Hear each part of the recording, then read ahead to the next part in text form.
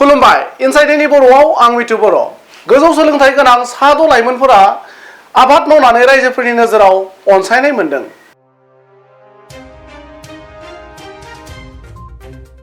नलबारिनि साद' गोजौ सोलोंथाइ गोनां लाइमोनफोरा बिरिना कृषि फार्म मुं होनानै 100 बिगा हायाव आबाद मावनानै दिन्थिनाया बयनिबो गोसोखौ नोजोर बोहोनो हादों।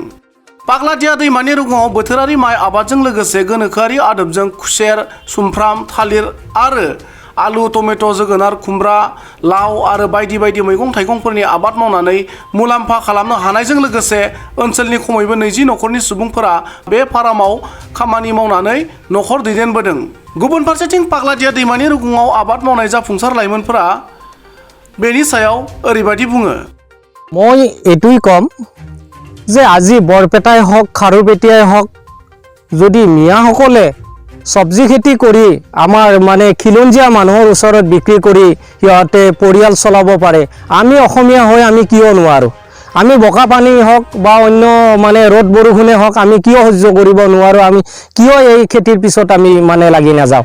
গতিকে মোৰ এটা আহ্বান আছে যে আমাৰ যিবোৰ নিবনুৱা আমাৰ যুৱক যুৱতী আছে, অকল যুৱক বুলিয়ে নহয় যুৱতীও কৰিব পাৰে। গতিকে আমাৰ এই অসমীয়া যুৱক যুৱতীসকলে লগ লাগি যদি এই কৃষি কৰ্মত মানে আগবাঢ়ি যায় বা কৃষি কৰ্ম কৰে, তেতিয়াহ'লে আমিও বৰপেটা খাৰুপেটীয়া মিয়াসকলৰ দৰে আমিও এই খেতি কৰি ধুনীয়াকৈ আমি মানে চলিব পাৰিম। চাকৰিৰ পিছত দৌৰি থাকতকৈ বা চাকৰি এটা কৰিব লাগিলে 5-6 লাখ টকা দিব লগাতকৈ খেতিত ইমান টকা খৰচ নহয়। খুব বেছি 50,000, 1 লাখ টকা বা 1.5 লাখ টকা খৰচ কৰিলে তাত 10 লাখ টকা সহজে মানে ল'ব পৰা যায়। আৰু এইটোৱেই মোৰ আহ্বান আমাৰ অসমীয়া যুৱক যুৱতীসকলৰ ওচৰত। নিশ্চয় মই তেওঁলোকক কোনটো খেতি কেনেকৈ কোনটো সময়ত কৰিব লাগে মই সম্পূৰ্ণভাৱে তেওঁলোকক শিকাই দিম, বুজাই দিম।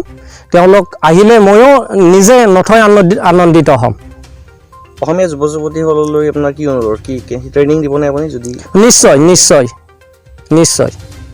আমাৰ বিৰিনা কৃষি ফাৰ্মৰ পৰা আমি 5-6 জন কৃষক বন্ধু লগ লাগি কিছু মাটি পাগলদিয়াৰ পৰা কিছু মাটি লিজত লৈ আমি কৃষি কাৰ্য আৰম্ভ কৰিলোঁ। তো আৰম্ভ কৰি এতিয়া ৰঙালাও পানীলাওকে ধৰি আপোনাৰ বেঙেনা, বিলাহী, কুঁহিয়াৰ এইবিলাক আমি আৰম্ভ কৰিলোঁ। এতিয়া 70 কুইণ্টল ৰঙালাও আমি বেচিলোঁ কেইদিনমান আগতে।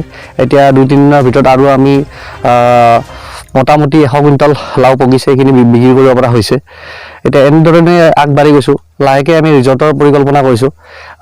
মোটামুটি নৱেম্বৰ শেষৰ ফালে আমি ৰিজৰ্ট খোলাৰ প্লেনিং এটা আছে। এতিয়া দেখা যায় কিমানখিনি কাম আমি আগবঢ়াব পাৰোঁ।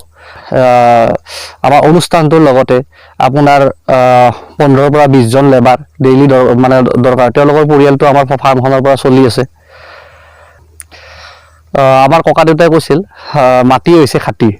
যদি নিজৰ মাটিত নিজে কষ্ট কৰি যদি আপোনাৰ মানে খেতি কৰিব পৰা যায়, তেতিয়াহ'লে আমাৰ জাতিটো নিশ্চয় আগবাঢ়ি যাব। আৰু তেওঁলোকে যদি মানে চাকৰিৰ পিছত দৌৰি থকাতকৈ যদি কৃষি কাৰ্যত আগবাঢ়ি যায়, নিশ্চিতভাৱে লাভান্বিত হ'ব। ভৱিষ্যত ইয়াতে এখন ৰিজৰ্ট কৰাৰ পৰিকল্পনা আছে, এগ্ৰ ৰিজৰ্ট।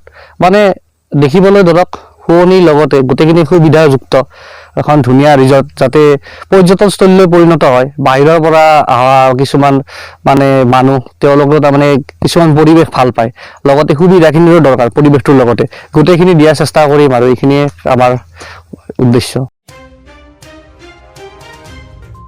নলবাৰীনিफ्राय মেৰাজুল কাজী, ইনসাইড এনি बर'।